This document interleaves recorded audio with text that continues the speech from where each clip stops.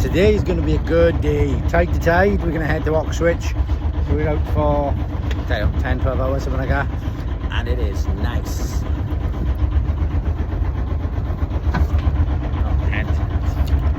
Light soup, wind super light at the moment. It's got 3 knots, but that should be enough to get sails up. And it is a much nicer day than last time. So far so good. We've got all the canvas up, and we're even playing about with autopilot. So next thing is sort out some of these lines. I didn't realize how bad state they were in. Do some labelling, get a cup of tea going. It's probably going to take us about 8 weeks to get to Oxford at this rate.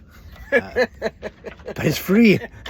It only cost us several £1,000s and a couple of knuckles and lots of skin. Petrol. This is it, the cheapest way to travel. The most expensive way to travel for free. Engines off. We've got some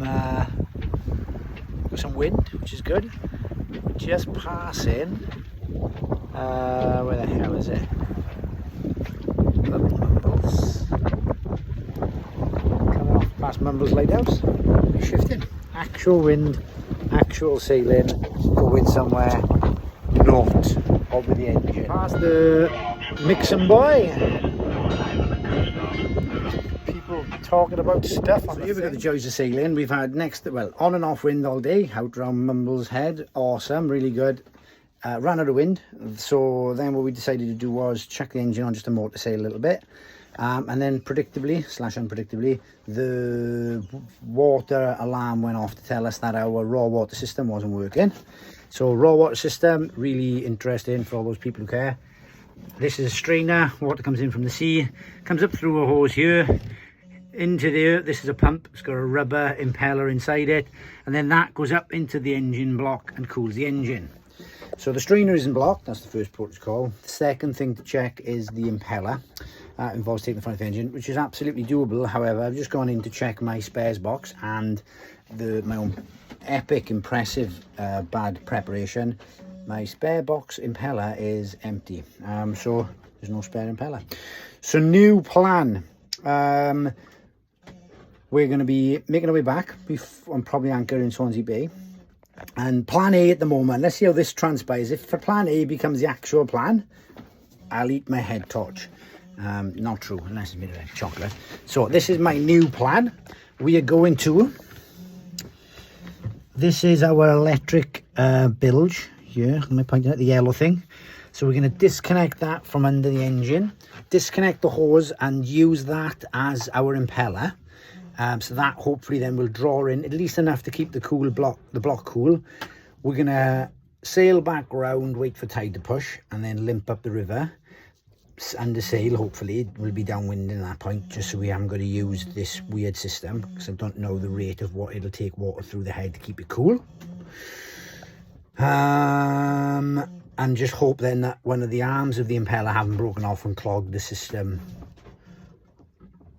That's a future me problem. Okay, so good news and bad news is the pump works. So we just tested that by taking this hose off here, and it absolutely humped out when we started the engine under pressure. So that shows us that that impeller that's behind there is working.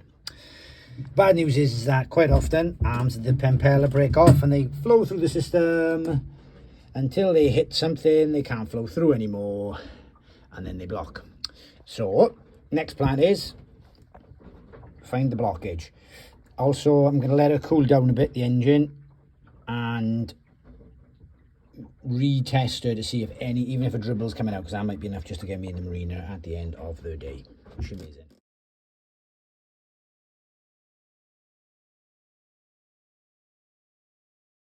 So absolutely no idea where I was on the last video. It's been a busy afternoon. I've traced the water through to the zinc here, which is, don't worry about it, but it's a thing and it does stuff and it corrodes for the engine sacrifice.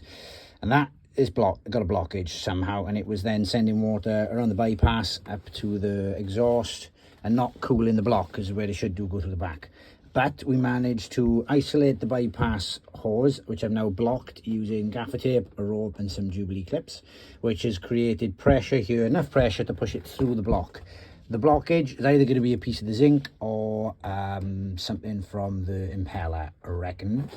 But she was working a minute ago. I've just done these repairs. Hopefully we can limp our ass is back to...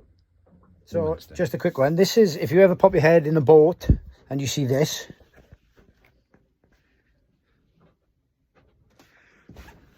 with like genuine fittings of, you know stuff's gone down. You know stuff. I've done it then. So I've seen off that end. That's the flow back coming from the compressor for that, but I just pissed all over the floor. Yeah. Attempt of downwinding now across the bay to get back to Port Talbot, and that's what I've come up with to try and make a goose wing. So I've used this, it's not a spinnaker pole, it might be a spinnaker pole, but it's like that as far as I know is my spinnaker pole. So this is like another pole. I'm just using it to keep the jib in place. Probably wrong, but it's working. So I look forward to someone telling me the right way.